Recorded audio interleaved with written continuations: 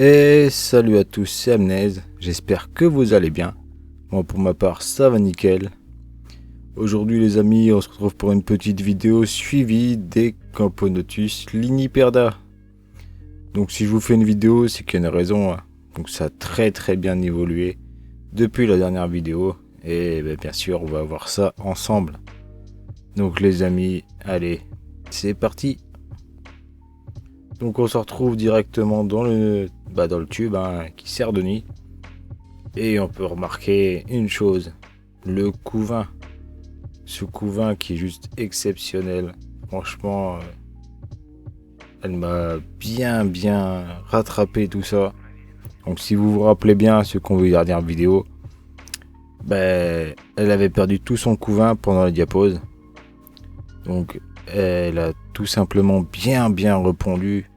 Et aujourd'hui, on peut voir comment c'est devenu. Franchement, c'est juste magnifique. Donc elle a toujours ces deux ouvrières qu'on a ici dans l'ADC. Donc je l'ai coincée sans faire exprès. Hop, je la décoince en soulevant l'ADC.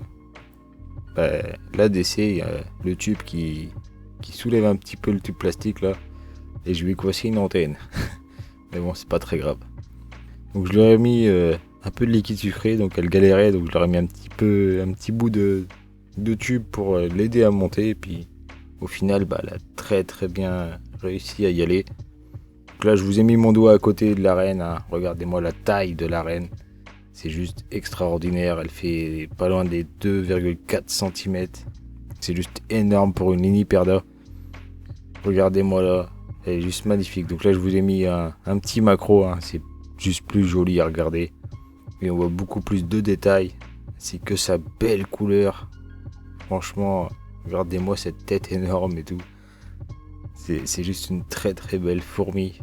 Et que j'espère faire évoluer de fou.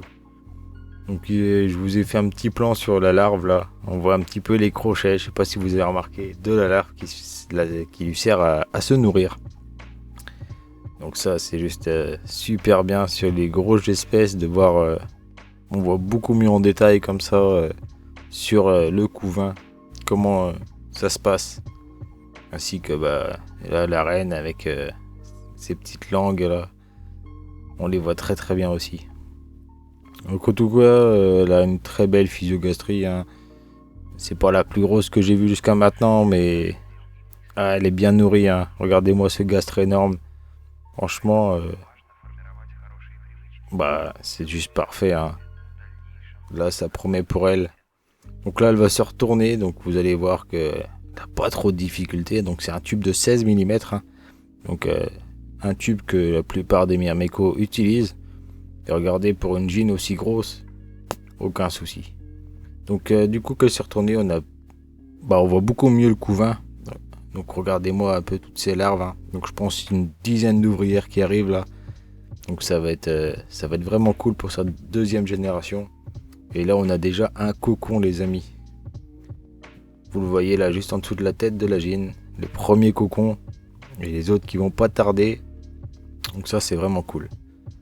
Donc cette ouvrière là, comme vous voyez aussi, elle a une antenne qui a pris un petit coup. Mais elle est toujours là, toujours.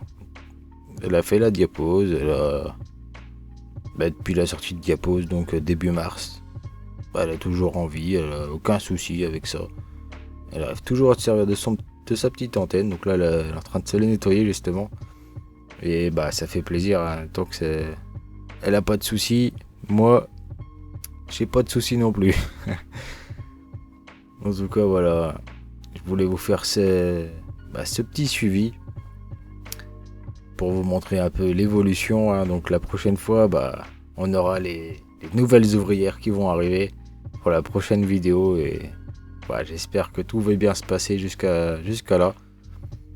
Bon, en tout cas, les amis, moi je vais vous laisser là-dessus. J'espère vraiment que cette petite vidéo vous aura plu. Donc si c'est le cas, comme d'habitude, n'hésitez pas à lâcher le petit pouce bleu.